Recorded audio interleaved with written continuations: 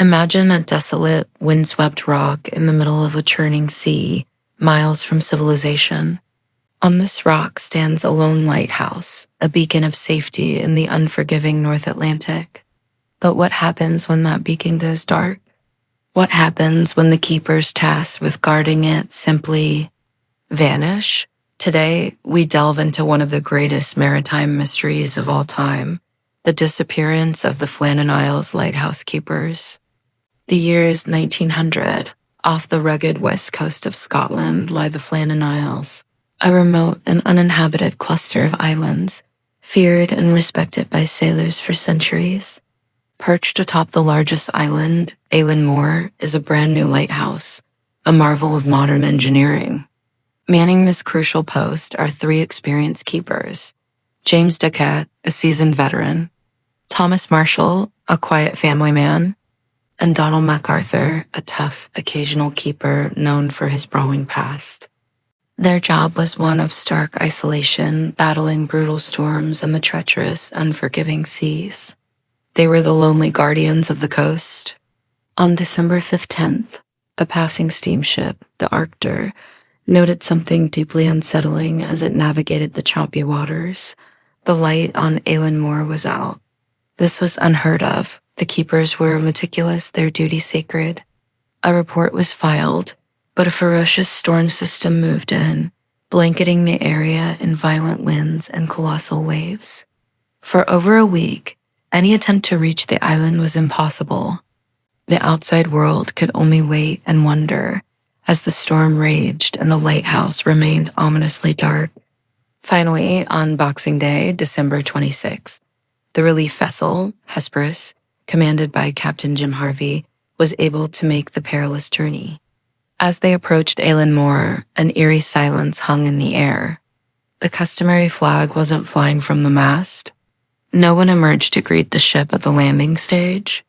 The relief keeper, Joseph Moore, was the first to go ashore. His calls into the wind were met with nothing but the cry of gulls and the crash of waves. He found the main entrance gate and the courtyard door both closed, but the main door to the living quarters was unlocked. A shiver must have run down his spine. Inside, the scene was even more bizarre. It was as if time had frozen. A half-eaten meal of mutton and potatoes sat on the kitchen table. An overturned chair lay on the floor as if someone had jumped up in a hurry. The beds were unmade and the clocks had all stopped.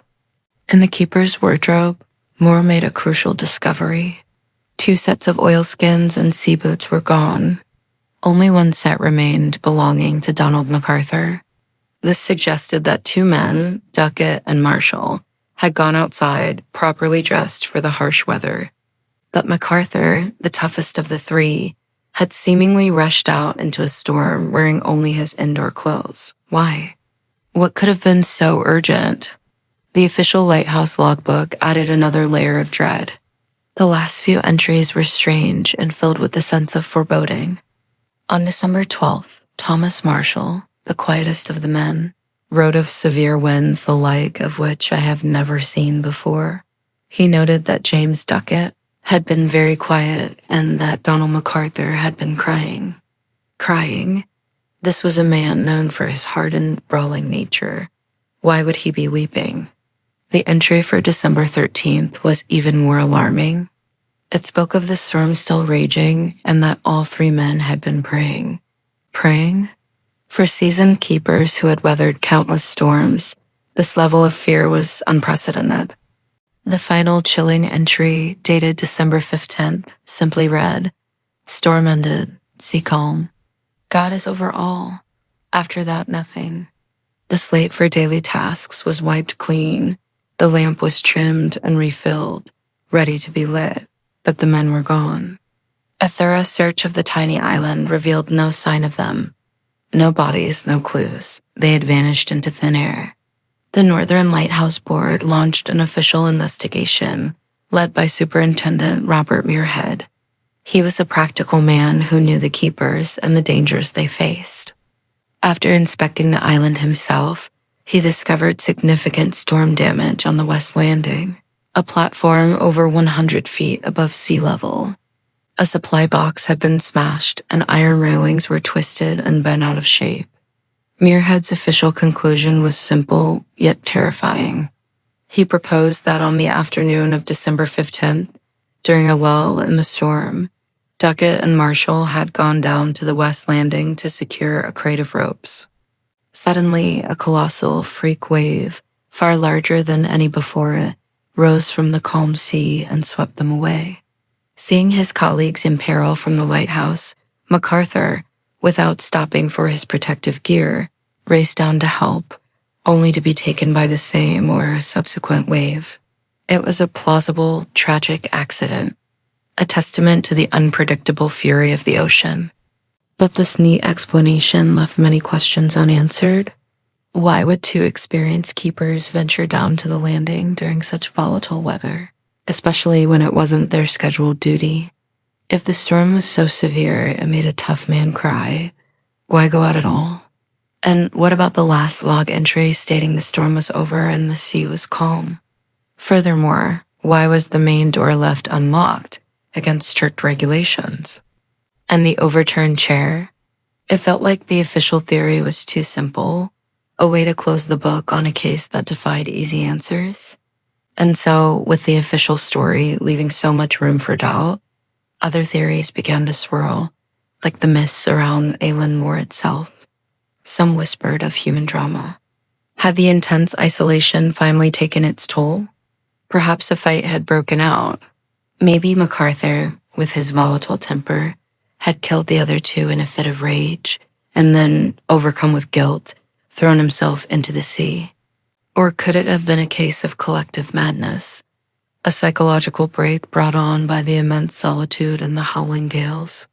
Then there are the more fantastical supernatural explanations, which have long been tied to the island's folklore. Alan Moore was believed to be a place of strange power, a place where the veil between worlds was thin. Local legends spoke of the blue men of the Minch, mythical sea, spirits who haunted the waters and lured sailors to their doom. Was it a ghost ship that spirited them away? Some even pointed to the skies. In an age before common air travel, could the strange lights and sounds reported by the keepers have been an early account of an alien abduction? Had they seen something they weren't meant to see? These tales, while far-fetched, speak to how profoundly this mystery captured the public imagination. People needed an explanation, any explanation, for how three men could simply cease to exist. Over 120 years have passed since that fateful December.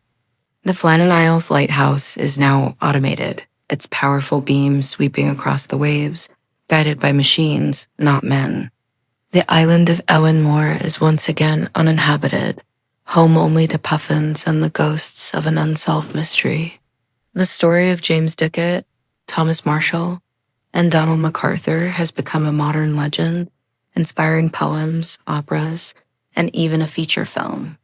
It serves as a haunting reminder of the raw power of nature, the fragility of human life in the face of it, and the enduring allure of the unknown.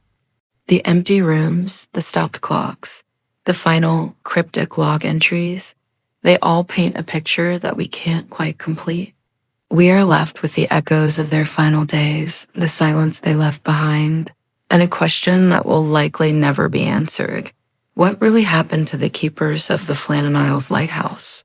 Were they victims of a freak accident, a dark human tragedy, or something stranger still? The sea keeps its secrets well. What's your theory? Do you believe the official story of the rogue wave? Or do you think something more sinister or supernatural was at play?